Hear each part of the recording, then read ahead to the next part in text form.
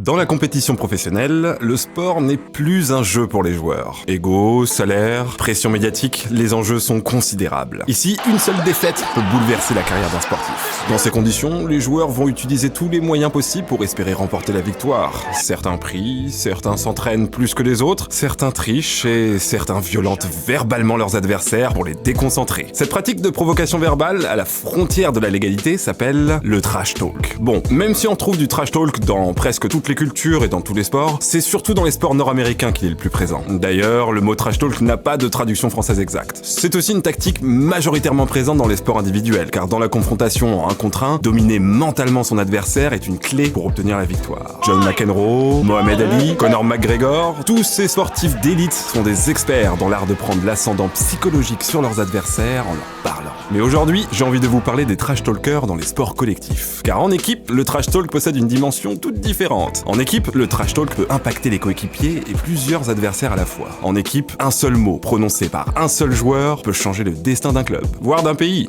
Il y a 3 sports collectifs où le trash talk possède une place de choix et j'expliquerai dans la vidéo pourquoi. 3 sports, 3 ligues américaines, la NFL, la NHL et la NBA. Chacune de ces ligues possède son icône du trash talk, son mauvais garçon. Et dans cette série de vidéos, je vais vous raconter leur histoire. L'histoire de 3 insolents qui ont marqué leur sport et terrifié leur ligue.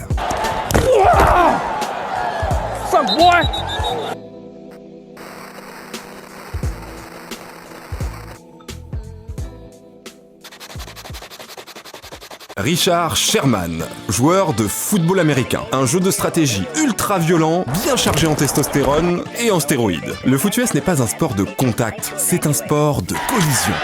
Dans un épisode de Sport Science, on peut voir Ray Lewis, un défenseur de légende, défoncer une porte avec plus de facilité qu'un bélier tactique. Quand tu trash talk ici, il faut être prêt à assumer physiquement. Il faut être prêt à se prendre des béliers tactiques dans la bouche. Plus sérieusement, l'espérance de vie d'un joueur de NFL est de 47 ans. Richard Sherman est né à Compton, à Los Angeles. Le gangsta rap, les gangs, Bloods, Crips, tu connais. En 1990, c'est la capitale américaine du crime. Un meurtre pour 1000 habitants. Sa maman est travailleuse sociale et son papa éboueur est un ancien membre de gang. Le père avait l'habitude de montrer à Sherman et son frère les cicatrices de balles présentes sur son corps. Sa façon à lui de leur rappeler les conséquences d'un tel choix de vie. Mais pas d'inquiétude, malgré son tempérament explosif, Sherman n'est pas un gangster. Et il a d'excellents résultats scolaires. Son éducation y est pour beaucoup, mais il possède aussi un talent rare. Une mémoire photographique exceptionnelle qui l'aidera aussi, vous allez voir, dans son parcours sportif. Car s'il aime l'école, Sherman aime autant le sport. Et son modèle, c'est Mohamed Ali. Le trash talk, mêler la parole au geste, faire le show, dominer ses adversaires psychologiquement, ça le fascine. Cependant, il ne choisit pas la boxe, mais le football américain, car Richard Sherman est un joueur d'équipe, un altruiste. Mais c'est aussi un bel insolent. Au collège, c'est le petit 6e qui se permet de trash-talker les 3e qui le brutalisent physiquement pendant les matchs de foot. Tu peux y aller plus fort, je ne sens rien, leur répétait-il après un violent plaquage.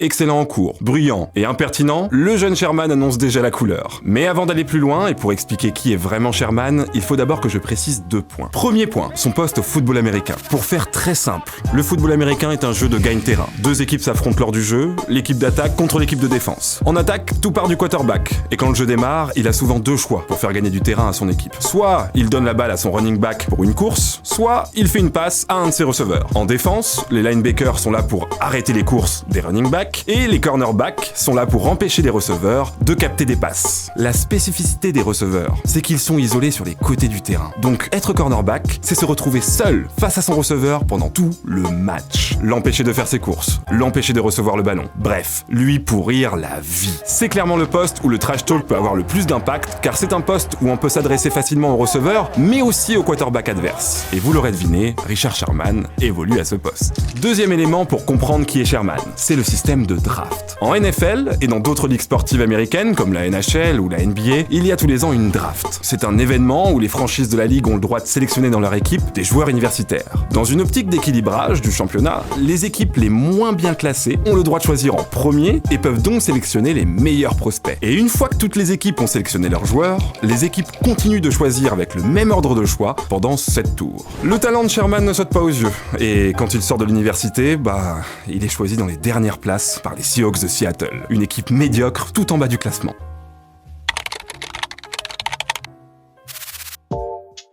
Est-ce qu'il l'a en travers de la gorge? Oui, Sherman est encore capable de citer tous les joueurs sélectionnés à son poste avant lui cette année. Est-ce que ça va affecter sa confiance en lui? Absolument pas. Est-ce que ça va l'empêcher de mal parler sur le terrain? Non plus. Au contraire, revanchard, Richard Sherman arrive comme un ouragan dans l'équipe de Seattle et il impose son jeu. Parce qu'en plus de jouer dur et physique, Sherman est un joueur très intelligent. Il passe le plus clair de son temps libre à regarder les vidéos des autres équipes afin d'enregistrer toutes les mimiques des joueurs. Tu ajoutes à ça une mémoire clairement au-dessus de la moyenne et résultat, tu obtiens un joueur injouable capable d'anticiper la plupart des jeux adverses. Je sais où la balle va aller, c'est presque de la triche, dit-il en interview. Mais comme si ça ne suffisait pas, Sherman impose aussi sa bouche. Et c'est elle qui a fait de lui le futur Hall of Famer qu'il est.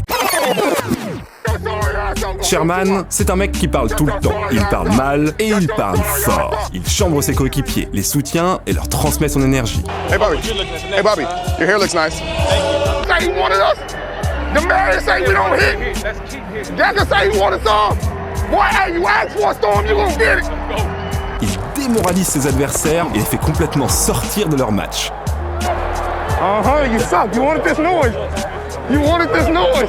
You wanted this noise. Faire face à Sherman, c'est passer 60 minutes en enfer. Not strong enough. Need to lift a little more. You're sorry. It's a waste of my time. It's a waste of my time. 60 minutes à se faire aboyer dessus. You play for a team that sucks. Shut up. Set your trashy ass up, 14. Hey, don't you ever say you want one-on-ones with us. Don't you ever say that. Et quand il ponctue son trash talk avec une interception, forcément le doute commence à s'installer. Ça y est, Sherman vient de rentrer dans ta tête.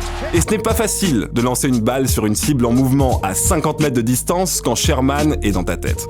Alors bien sûr, on peut essayer de lui répondre, aller sur son terrain, le terrain de l'intimidation verbale. Mais il est impossible de battre Sherman à son propre jeu. Et les journalistes qui tentent de l'attaquer se font rapidement balayer à coups de punchlines mémorables. You're only becoming known for your trash talking. Because you're not listening. Richard Sherman ne craint rien ni personne. Il est jeune, mais il prend déjà toute la pression sur ses épaules. Il faut se rendre compte du phénomène. Son comportement n'est pas celui d'un joueur de première année. Habituellement et en toute logique, un joueur de son âge va éviter de faire trop de bruit afin de limiter la pression et mieux se concentrer sur son jeu. Mais Sherman ne voit pas du tout les choses de cette manière. Et en NFL, c'est du jamais vu. Son objectif est clair. Il veut faire de la défense des Seahawks la défense la plus terrifiante de la ligue. Sherman se considère comme le meilleur, il considère son équipe comme la meilleure et ses coéquipiers y croient. It's always how we execute, how we do our job. This is nothing. This is a glorified practice. Stand up. I like that. We all we got. We all we need. We all we got. We all we need. We all we got. We all we need. Let's go. 1, 2, 3. 1, 2, 3.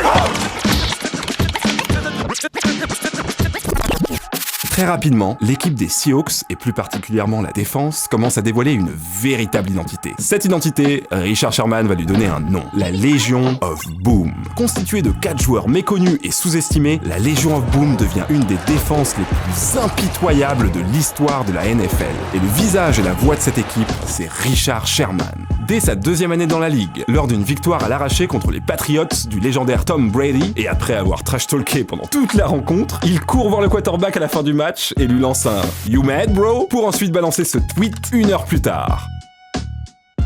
Imaginez un joueur de football du PSG qui, dès sa 2e année professionnelle, vient trash-talker un Cristiano Ronaldo à son prime après une victoire en Ligue des Champions. C'est tout simplement insolent. Évidemment, les internautes et les journalistes s'enragent, mais ça ne l'arrête pas. Son équipe, sa ville et son club sont derrière lui et c'est tout ce qui compte. En plein match, il trash-talk les quarterbacks adverses et les incite à lancer dans sa direction. Il court chambrer ses adversaires en leur lançant des good game au visage après une victoire, et ce, même s'il pèse 2 fois son poids. Et ce, même s'il doit se prendre une énorme droite en retour. Sherman rigole et tout se passe comme il l'avait prévu. Je parle fort parce que je joue fort. Je réveille le géant, le claque, le rend fou et le met à terre, explique-t-il. Ce n'est pas de la folie, cela fait partie d'un plan pour attirer l'attention sur Seattle. Et ça marche. Les Seahawks, une équipe autrefois non médiatisée et sans saveur, a maintenant les projecteurs braqués sur elle. Richard Sherman est maintenant en 3e année. Sa Legion of Boom est crainte de tous. L'équipe marche sur la ligue et s'envole en demi-finale du championnat. Et c'est à ce moment-là que Richard Sherman va entrer dans la légende.